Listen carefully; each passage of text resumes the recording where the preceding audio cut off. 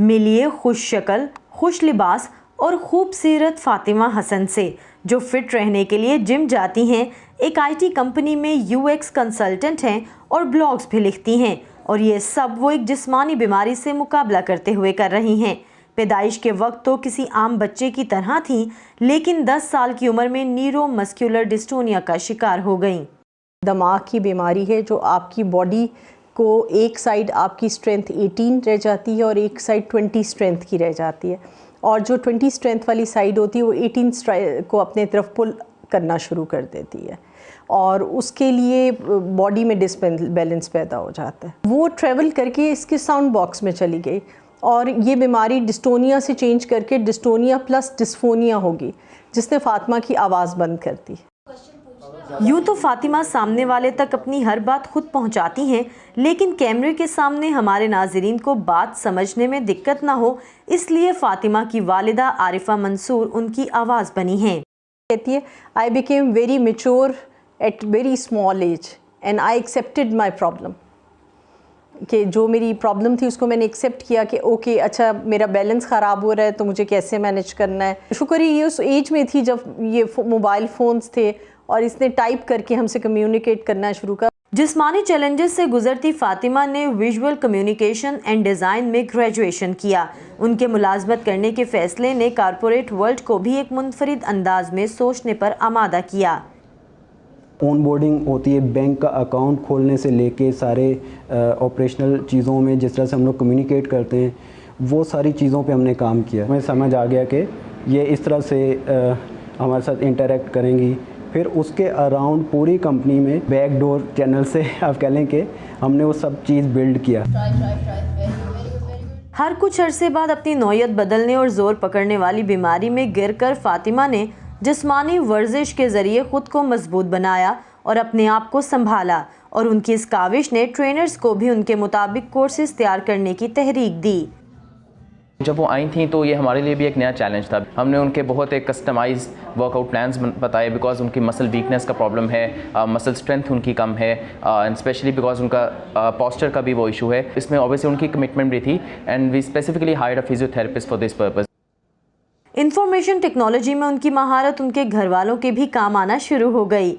हम लोग अपने फादर का बिज़नेस रन करते हैं। I look after the marketing department, and Fatima जो है वो सारा आईटी और सोशल मीडिया का डिपार्टमेंट हैंडल करती है। मेरे जितने भी ग्राफिक्स की यूनिवर्सिटी के प्रोजेक्ट्स है वो सारे फातिमा बनाती थी। जब हम टर्की वगैरह ट्रैवल किए, एक दिन हम फंस गए बिकॉज टर्की में आपको पता है एक लैंग्वेज का बैरियर होता है। तो फातिमा टाइप करके हमें फिगर आउट किया कि किस तरह हमें वो टर्किश में इंग्लिश से कन्वर्ट करना है। So that was something good learning point with her. Fatima की खुद एतमादी में उनके वालिदैन और रिश्तेदारों का भी हाथ है, जिन्होंने कभी उन्हें ये महसूस नहीं होने दिया कि वो किसी तरह भी दूसरों से मुख्तलिफ हैं, लेकिन वो समझती हैं पूरे मुआशरे को बाशऊर होने की ज़रूरत है। सबसे बड़ा चैलेंज बुली है, जो हम समझते हैं कि जो कम पढ़े लिखे लोग हैं शायद वो करते हैं, मगर नहीं, वो हर एक किसी वक्त भी कहीं भी कर सकता है। कहती है इसीलिए तो ब्लॉगिंग करती हूँ कि लोगों को पता चले कि जो सोशल चैलेंजेस आ रहे हैं इनको कैसे हैंडल करना है। फातिमा की कहानी ये यकीन दिलाती है कि जिस्मानी चैलेंजेस के साथ भी ज़िंदगी मुस्बत अंदाज में गुजारी जा सकती है। बस आगे बढ़ते जाइए और रास्ते खुद ही बनते जाएंगे। Saman Khan, Voice of America, Lahore. Fatima जैसे कई अफराद पाकिस्तान में खुद इन्हिसारी की ज़िंदगी गुजार रहे हैं। व्यू 360 में हम अक्सर उनकी कहानियाँ पेश करते रहते हैं। इस वक्त हम बात करेंगे सना खुर्शीद से, जो पेशे के एतबार से वकील हैं और खुसूसी ज़रूरियात के हामिल अफराद के लिए एक्टिविस्ट के तौर पर काम कर रही हैं। लाहौर से बज़रिया स्काइप हमारे साथ मौजूद हैं।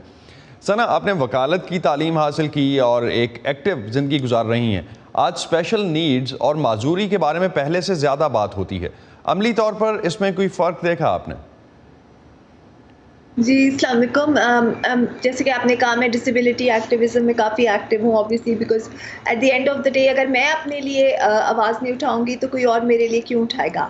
और एक चीज़ मैं आपको करेक्ट कर दूँ, ये माजूरी का वर्ड थोड़ा ऑफेंसिव है, ये अब हम इसे ना अवॉइड करते हैं यूज़ करना, क्योंकि लैंग्वेज, जैसे आपने पहले भी कहा, लैंग्वेज से बहुत फ़र्क पड़ता है। लैंग्वेज आपकी परसेप्शंस इन्फोर्स करती हैं। जिस तरह का आप किसी इंसान को एक डिस्क्राइब करेंगे तो उससे आप एक पूरा इमेज बनता है। सो ये नेगेटिविटी की जो टर्म्स हैं, डिसेबल्ड, माजूर, क्योंकि पहले हमारे मुल्क में, हमारे माशरे में एक अनफॉर्चुनेटली एक है कि कोई भी ज़रा आपसे फ़र्क होता है, कोई भी किसी की खसूसी कोई ज़रूरत होती है तो उसको ना एक चैरिटी, बर्डन, नेगेटिव वर्ड्स हमने एसोसिएट किए हुए हैं कोई भी किसी कोई इम्पेयरमेंट के लिए। तो ये एक बात हमें याद रखनी चाहिए कि हर इंसान पहले होता है, और अगर उसकी कोई डिसेबिलिटी है तो वो उसका एक पार्ट है, वो उसका पूरा आप नहीं है। So a person with a disability is a person first and his disability comes later on. Sana, आप कुछ बुनियादी सहूलियात को कानूनी तौर पर यकीनी बनाने की कोशिश भी कर रही हैं। इस बारे में आपकी सरकारी इदारों से भी बातचीत हो रही है, इस बारे में कुछ बताएंगी हमें? जी, मैंने मेरी पहले भी पिटिशन मैंने एक हाई कोर्ट में की थी, जो फिर वो डिस्पोज ऑफ हो गई, तो फिर एक और हमने पिटिशन फ्रेश दायर की, क्योंकि हमारे लॉ में मौजूद था कि हर पब्लिक और कमर्शियल बिल्डिंग में एक रैंप और एक डिसेबल टॉयलेट होना चाहिए।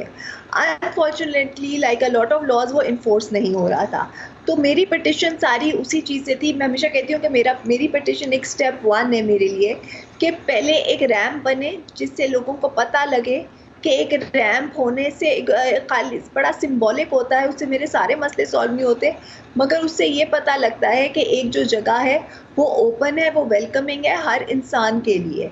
सो मेरा काम उसी में ही है, और अब हम लोग रैंप बनाने से एक कदम, 2-3 कदम बल्कि आगे चल रहे हैं। हम उसमें हर तरह की विजुअली इम्पेयर्ड और हियरिंग इम्पेयर्ड लोगों के लिए भी सहूलियात चाह रहे हैं कि हर पब्लिक और कमर्शियल स्पेस पे हो।